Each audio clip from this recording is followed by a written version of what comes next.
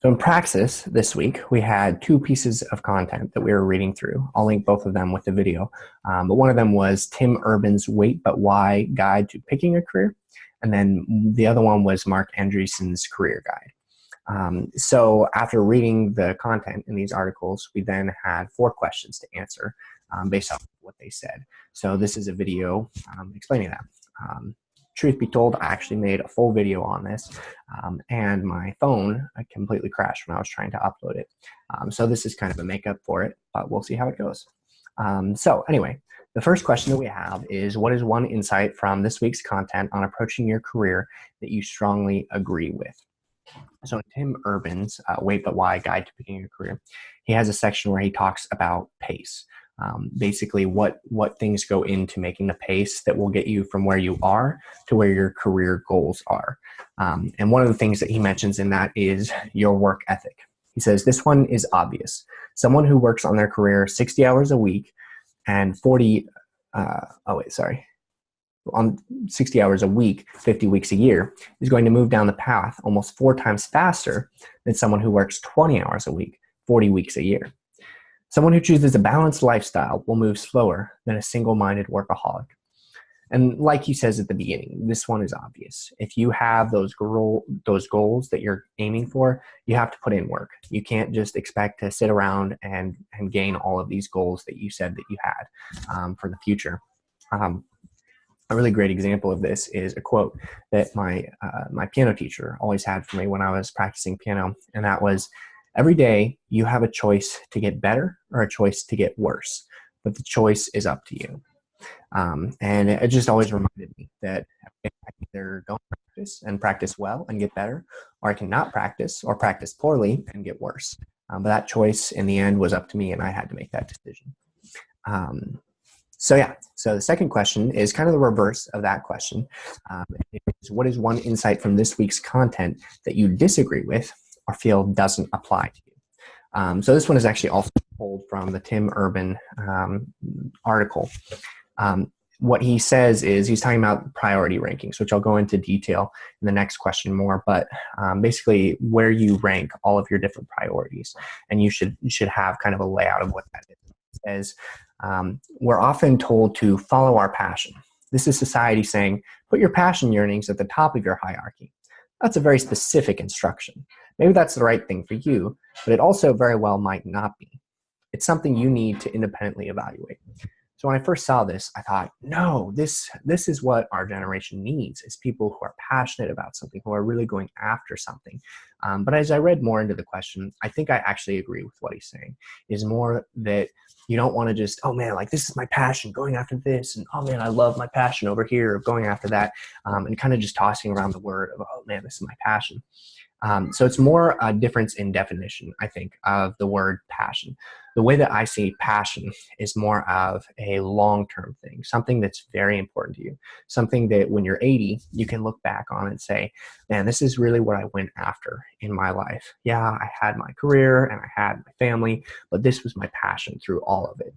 It's not necessarily related to any of those things, but maybe it is. A big thing that I see in my generation is kind of a lack of passion in a lot of things we do. So many people are just basically, it seems like, trying to survive.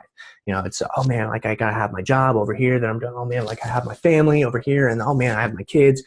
And they kind of just are just trying to live. They don't have any long-term goal, any visionary mindset. And that, I think, is huge to me. And I think it should be huge to everyone to have that mindset that they're going after something. They have a passion that they're aiming for. And yeah, they have all these other little things along the way that are involved in that.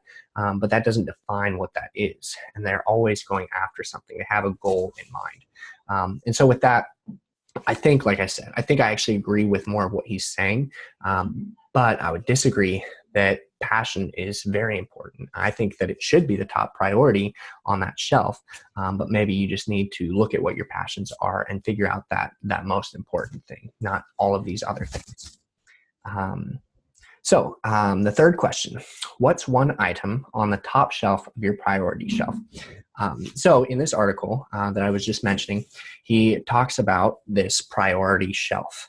You've got 3 shelves, a bowl on top, and a trash can. And they each represent different values, basically, you have of your priorities. So the top bowl and shelf are like, those are your top priorities. Those are the things that you will go after no matter what. They're super important to you. And then as you go down the bottom shelf, these are things that are still your priorities, but you're not going to do over that second and third shelf thing. They're things that, you may want to do, but you're not going to just no matter what go after. And then you have the trash can. The trash can are the things that you are not going to do. You want to avoid going after. So in this, what is one thing on the top of my shelf? And for me, it's basically my theme verse that I talk about a lot, but it's Colossians 3:23. And it says, whatever you do, work heartily as unto the Lord and not unto man. And I just want that to be the theme in all of my life. I want that to be my priority, that I'm working hard in everything that I do, but it's not for the accolades of all these people that I'm around or for people pleasing, but it's unto the Lord. And because of that, I'm able to continue doing that even when I don't have the support from people around me, or when I have all of this, all these people that are saying yes to it, but constantly working hard no matter what the situation is. So then, the reverse of that, what is one item on the bottom shelf of your priority shelf? So these are still things that are a priority to you, but they're not that top priority necessarily. They're things that you're going to do after maybe you get to those other things, or not quite as important. So for me, what I put, this is just one thing that could be on that shelf, is traveling. I absolutely love traveling. I'm the kind of person who looks at those Instagram pictures of the vans that they turn into homes and just travel around. And I think that would be awesome. I would love to just live and travel. But I also understand the importance of being with people, investing with people, and figuring out what you can do with others' lives. And I think that's really difficult traveling. So I would love to travel, and I would love to figure out how I could figure that out into the rest of my life.